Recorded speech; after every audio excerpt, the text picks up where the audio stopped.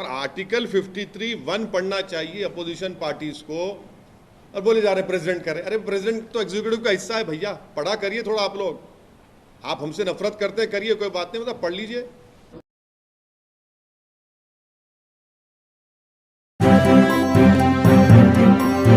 Media voice, आपकी आवाज। सावरकर के जन्म शताब्दी दिवस के साथ एक साथ हो रहा है।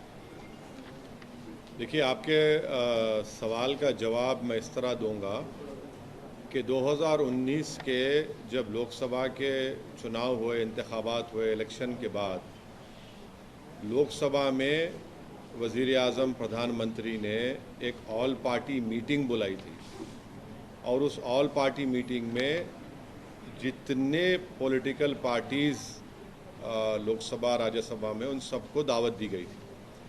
उस ऑल पार्टी मीटिंग में ये एजेंडा था कि one nation one election, what more needs to be done to strengthen the democracy of India, हमारी लोकतंत्र को मजबूत करने के लिए और क्या करना चाहिए। और एक तीसरा पॉइंट था मुझे याद नहीं आ रहा।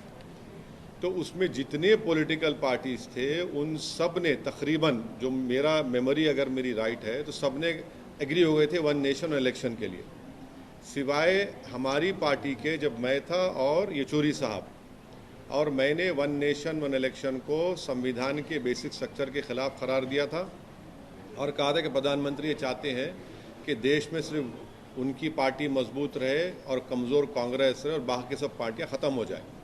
तो काफ़ी प्रधानमंत्री मेरे उस बोलने पर, उनका चेहरा बता रहा था, वो बड़े नाराज़ हो गए थे। उसके बाद मैंने इस बात को कहा था कि आप एक नई लोकसभा बनाइए, इसलिए कि जो मौजूदा लोकसभा है वो अगर पार्लियामेंट में अगर किसी बिल पर डिबेट हो रही है या प्रेसिडेंट मोशन पर डिबेट होती है, नो कॉन्फिडेंस होता है, तो बिल्कुल ऐसा लगता है कि आप, मैंने एक चौको ब्लॉक, यानी बहुत ही इनकन्वीनियंस हुआ था उसमें, और उसमें सहूलतें भी नहीं है। तो खैर प्रधानमंत्री ने जो अपना जवाब दिया वो बड़े नाराज़ हुए मेरे उस बोलने पर कि ओवैसी ने वन नेशन इलेक्शन के ख़िलाफ़ उसने कहा, और उन्होंने मिसालें दी। उड़ीसा में पटनायक साहब जीते विधानसभा और हम लोकसभा जीते, जगन दोनों जीत गए। फिर बाद में प्रधानमंत्री ने कहा कि हाँ हम सोचेंगे, वो रिकॉर्ड्स, वो मिनट्स होंगे लोकसभा में गवर्नमेंट के पास, वो आप देख सकते हैं अगर वो दिए तो। उन्होंने कहा कि हाँ मैं देखता हूँ कि नई पार्लियामेंट बनाना नहीं बनाना।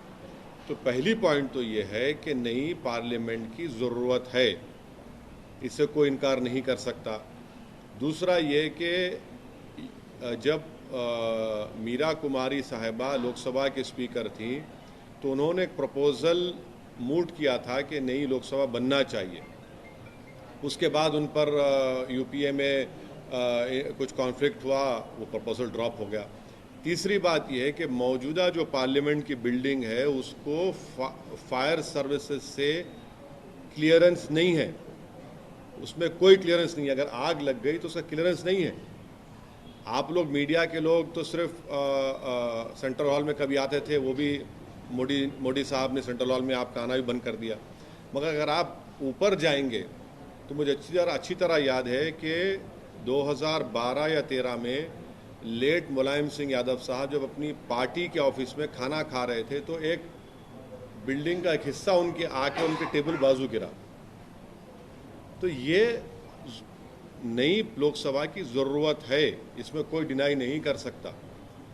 अब हमारा जो पार्टी का ऑब्जेक्शन है वो ये है कि लोकसभा में ये theory of separation of powers Bharat के संविधान के बेसिक स्ट्रक्चर का हिस्सा है, और theory of separation of powers में एग्जीक्यूटिव इंडिपेंडेंट रहेगा, लेजिस्लेचर इंडिपेंडेंट रहेगा, जुडिशरी इंडिपेंडेंट रहेगी।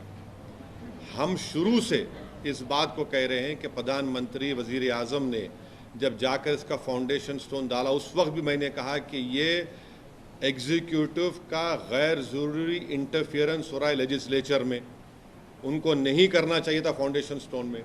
जब नेशनल एम्बलम का इनॉग्रेशन हुआ उस वक्त भी वज़ीर आज़म और प्रधानमंत्री मोदी पहुंच गए, स्पीकर साहब पीछे खड़े हैं, उस वक्त भी मैंने ऑन रिकॉर्ड कहा था गलत हो रहा है।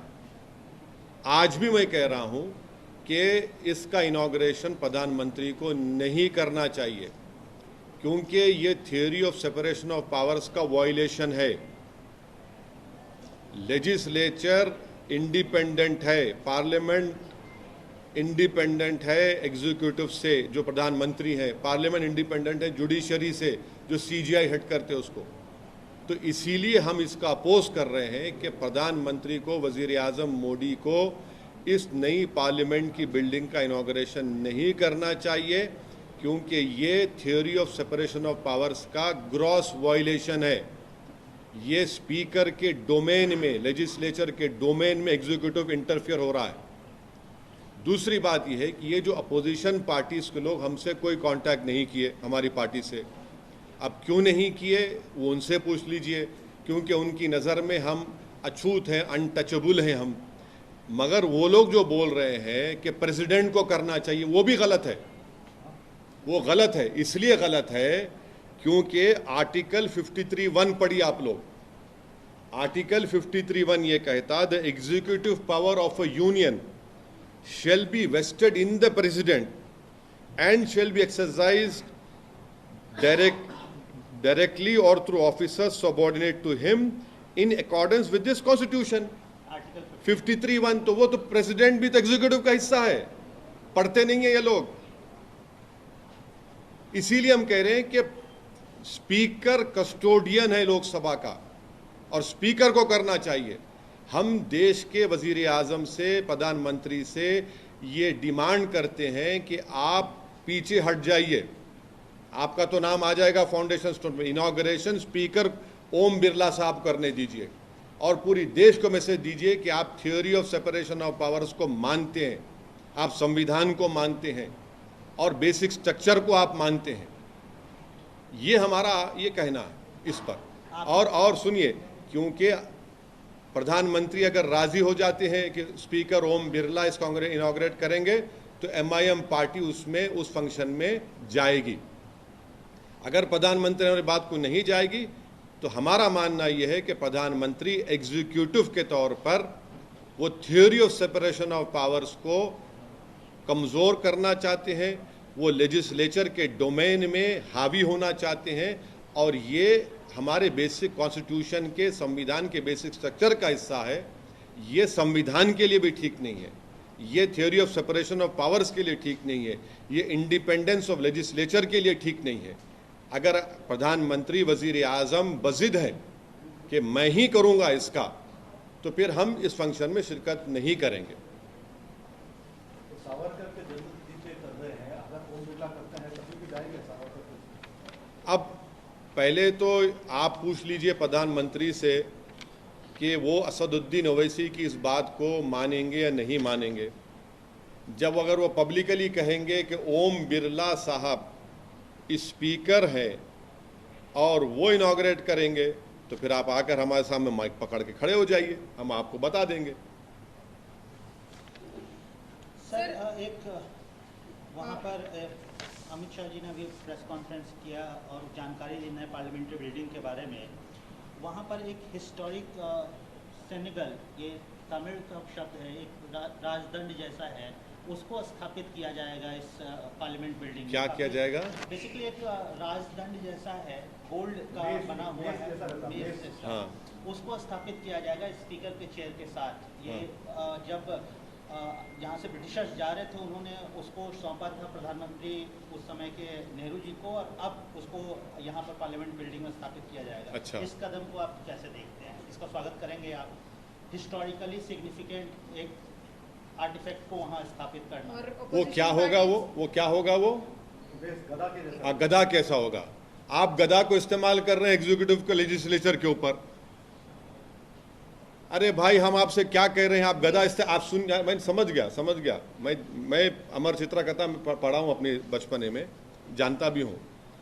मगर आप theory of separation of powers को क्यों मारना चाह रहे हैं? बेसिक स्ट्रक्चर को क्यों मारना चाह रहे हैं? आप लगा तो रहे हैं, आप तो सजदा भी कर दिए थे जब पार्लियामेंट गए थे। मगर पार्लियामेंट की खूबसूरती यह है कि theory of separation of powers, अगर प्रधानमंत्री ऐसा इनॉग्रेट करेंगे और स्पीकर को पीछे कर देंगे, तो सवाल मोदी और ओम बिरला साहब का नहीं है, ये एक प्रेसिडेंट बन जाएगा गलत, जो हर प्रदेश में, हर स्टेट में हर चीफ मिनिस्टर बोलेगा कि नहीं स्पीकर कुछ नहीं, मैं हूं। तो फिर इंडिपेंडेंस ऑफ लेजिस्लेचर का क्या होगा? ये पॉइंट है। और आर्टिकल 53(1) पढ़ना चाहिए अपोजिशन पार्टीज को, और बोले जा रहे प्रेसिडेंट करे। अरे प्रेसिडेंट तो एग्जीक्यूटिव का हिस्सा है भैया, पढ़ा करिए थोड़ा आप लोग। आप हमसे नफरत करते हैं, करिए, कोई बात नहीं, मतलब पढ़ लीजिए।